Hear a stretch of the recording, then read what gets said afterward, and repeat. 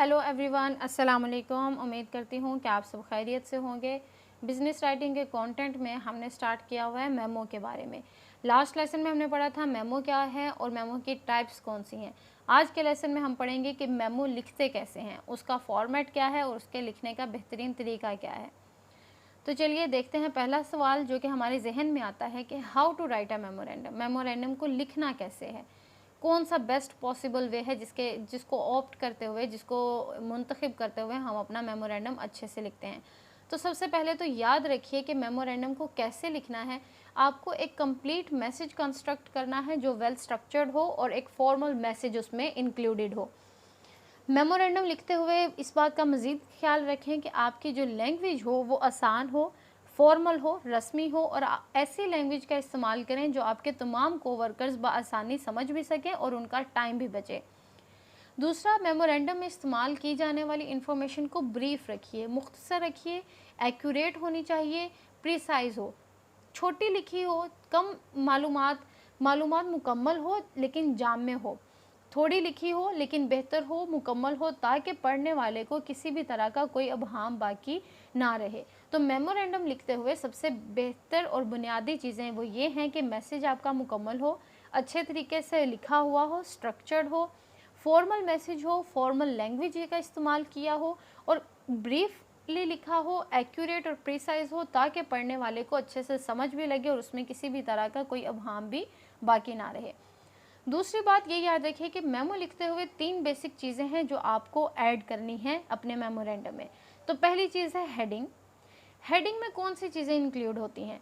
Heading में जो segment include होता है मेमोरेंडम का, उसमें सबसे पहला कंटेंट, पहला जो पॉइंटर है वो है टू। हेडिंग में इनकाउंट होने वाली चीज़ें हैं टू, फ्रॉम, डेट, सब्जेक्ट। हम इनको नेक्स्ट अभी पढ़ेंगे कि ये सारी हैं क्या। दूसरा एलिमेंट, जो दूसरी बेसिक चीज़ है जो मेमोरेंडम में होती है वो है बॉडी। बॉडी क्या है? It is an opening statement जिसमें आप बताते हैं कि आपका मकसद क्या है।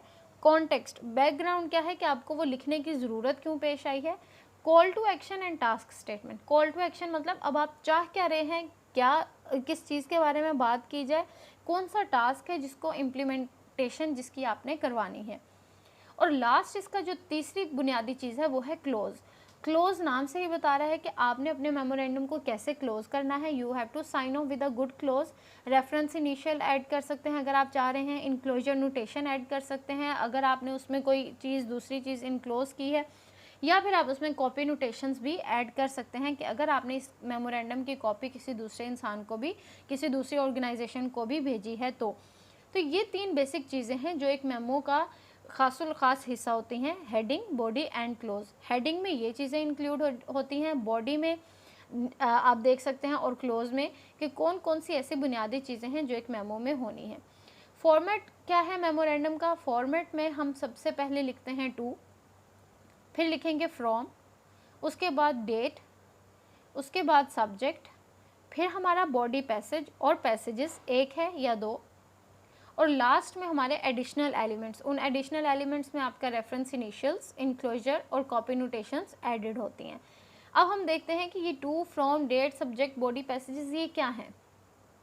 तो सबसे पहले देखते हैं what does to mean in a memorandum. To का मतलब है कि उसके बारे में। To in a memorandum addresses for whom the memo has been written. आप किन के लिए मेमो लिख रहे हैं? अगर आप मैनेजर हैं तो आप अपना मेमो ये किन के लिए लिख रहे हैं? अपने कोवर्कर स्टाफ के लिए लिख रहे हैं, आप सप्लायर्स के लिए लिख रहे हैं, किन के लिए लिख रहे हैं? तो टू किसको एड्रेस करता है? For whom the memo has been written, किन के लिए मेमो लिखा जा रहा है। एग्जाम्पल देखिए, John Robert, manager of materials, कि ये इनके लिए मेमो लिखा जा रहा है।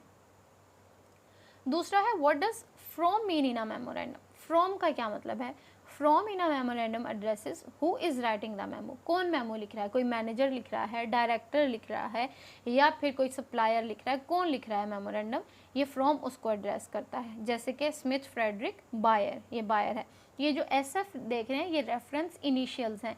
ये आपको फ्रॉम के साथ, जिसका जो लिख रहा है इंसान वो अपने रेफरेंस इनिशियल्स अपने नाम के साथ ही लिखेगा। स्मिथ फ्रेडरिक, इसके रेफरेंस इनिशियल बनते हैं S और F, तो इनको आप इटैलिक्स में बिल्कुल इसी तरीके से फ्रॉम वाले सेक्शन में ही लिखेंगे। नेक्स्ट है what does that mean in a memorandum. It is obvious कि डेट क्या है, किस वक्त, किस तारीख में, किस महीने, किस साल में मेमोरेंडम लिखा जा रहा है, आपने वो लिखनी है। और याद रखिएगा डेट को भी हम फॉर्मल पैटर्न में लिखते हैं। फॉर्मल पैटर्न क्या है, पहले आप लिखेंगे महीना, फिर लिखेंगे दिन और फिर लिखेंगे साल। Next what does subject mean in a memo. Subject का क्या मतलब है, सब्जेक्ट क्या होता है। Subject in a memorandum addresses for which purpose the memo has been written. किस मकसद के तहत आप मेमो लिख रहे हैं वो सब्जेक्ट को इनकोड करता है। Subject in a memo serves as a memo's title. ये मेमो का टाइटल भी है। जो टाइटल क्या होता है, जो आपको उन्वान बता देता है कि मेमो इस बारे में लिखा जा रहा है। मेमो का टाइटल लिखते हुए बहुत ज़्यादा ख्याल रखिए, ये फोकस्ड होना चाहिए, स्पेसिफिक प्रिसाइज होना चाहिए और वेल वर्डेड होना चाहिए अकॉर्डिंग टू पर्पस। किस मकसद के लिए आप लिख रहे हैं उसके मुताबिक उससे रेलेवेंट अल्फाज का इंतखाब करें और बहुत मुख्तसर सा आप उसका पर्पस लिखें ताकि पढ़ने वाले को बग़ैर वक़्त का ज़िया किए उसको आइडिया हो जाए कि मेमोरेंडम किस लिए लिखा गया है। तो यहाँ पर सब्जेक्ट देखिए, मीटिंग विद पार्ट सप्लायर, कि एक मैनेजर है वो पार्ट सप्लायर के साथ मीटिंग रखी है उसने, वो अपने एम्प्लॉयज़ के इसके बारे में आगाह करना चाह रहा है, तो उसने इसका ये टाइटल क्या होगा, मीटिंग विद पार्ट सप्लायर। तो कितना शॉर्ट है, मुख्तसर है और फोकस्ड है और पर्पज़ के अकॉर्डिंगली उसको लिखा गया है। Next what does body mean in a memo. Body क्या है, बॉडी कैसे लिखते हैं, बॉडी कहते किसको हैं। Body of memorandum is a message itself that talks about major details and events in the form of, कि आप बेसिक पर्पस क्या है, मैसेज क्या है आपका जिसके लिए आपको ये मेमो लिखना पड़ा। इसमें क्या होता है, सबसे पहले इंट्रोडक्शन, आप थोड़ा सा इंट्रोडक्शन बताएं कि मेमो का जो आपका टाइटल था वो क्यों है, वो आपने क्यों लिखा है। इशू और मेन आइडिया को ये एड्रेस करता है। उसके बाद स्टेटमेंट ऑफ फैक्ट्स बताएं, अगर कुछ हकायक बताना चाह रहे हैं, कुछ फैक्ट्स एंड फिगर्स बताना चाह रहे हैं आप अपने उस पर्पस से रेलेवेंट, वो बताइए।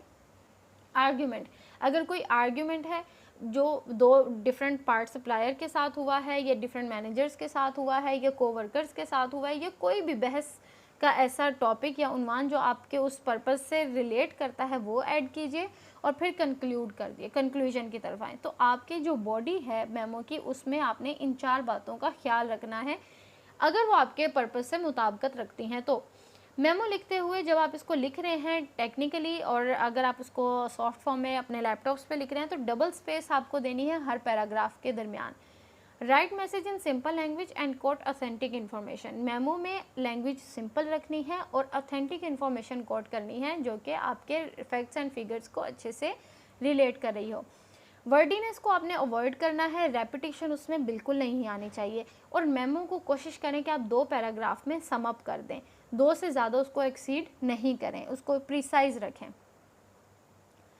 What is close mean in a memo. Close क्या है, इट इज़ ऑब्वियस कि जब आप मेमो को बिल्कुल ख़त्म कर रहे हैं तो आपने अपने उन पैराग्राफ सेंटेंसेस से बताना है कि ये क्लोजिंग एक्शन को रेफ़र कर रहा है, कि अब आपका मेमो इख्तिताम पजीर हो रहा है। इसमें हम लेटर की तरह का क्लोज नहीं देंगे, कॉम्प्लीमेंट्री क्लोज इसमें नहीं होगा।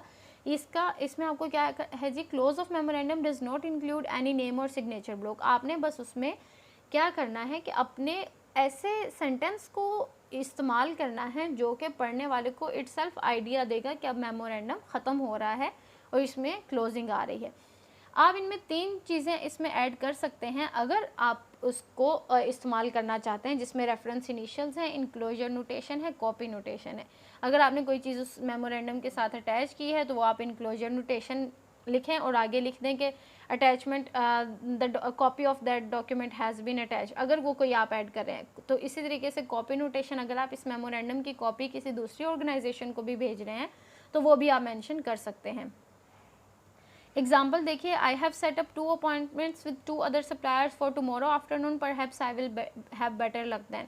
तो ये एक फ्रेज़, ये एक सेंटेंस जो लास्ट में आपने एक सेंटेंस देखा है, इसने आइडिया दिया कि ये जो मेमो है ये ख़त्म हो गया। ये सीसी आप देख रहे हैं, ये कॉपी नोटेशन ऐड की है एलिज़ाबेथ अकाउंटेंट की, इसकी जो कॉपी है वो उनको भी अरसाल कर दी गई है। तो इस तरीके से आप अपने मेमोरेंडम को क्लोज़ की तरफ लेकर आएंगे। ये एक सैम्पल मेमो देख लें ताकि आपकी अंडरस्टैंडिंग मज़ीद क्लियर हो जाए। टू लिखा है, टू किसको, जिसके लिए लिखा जा रहा है। फ्रॉम किसने लिखा है, किसकी तरफ से जा रहा है, ये उनका लिखा है। नाम के साथ ओहदा भी लिखा हुआ है और साथ में रेफरेंस इनिशियल्स भी ऐड है। डेट लिखेंगे फॉर्मल पैटर्न से, उसके बाद सब्जेक्ट लिखेंगे कि सब्जेक्ट क्या है। उसके बाद यह पैराग्राफ देखिए, 2 पैराग्राफ लिखे हैं, दोनों पैराग्राफ के दरमियान में डबल स्पेसिंग दी है। पहले पैराग्राफ में स्टेटमेंट ऑफ प्रॉब्लम है, फैक्ट्स एंड फिगर्स की बात की गई है, दूसरे पैराग्राफ में कंक्लूड किया जा रहा है, क्लोजिंग की जा रही है, और लास्ट पे फिर आपके इनक्लोजर नोटेशन भी ऐड किया गया है। तो ये एक मेमो का सैम्पल है। आप मज़ीद अगर इसके बारे में पूछना चाहते हैं या कोई सवाल है आपके जहन में तो आप कमेंट बॉक्स में पूछ सकते हैं। इस वीडियो को दूसरों के साथ भी शेयर कीजिए ताकि दूसरे भी सीख सकें। Thank you so much. अल्लाह हाफिज़।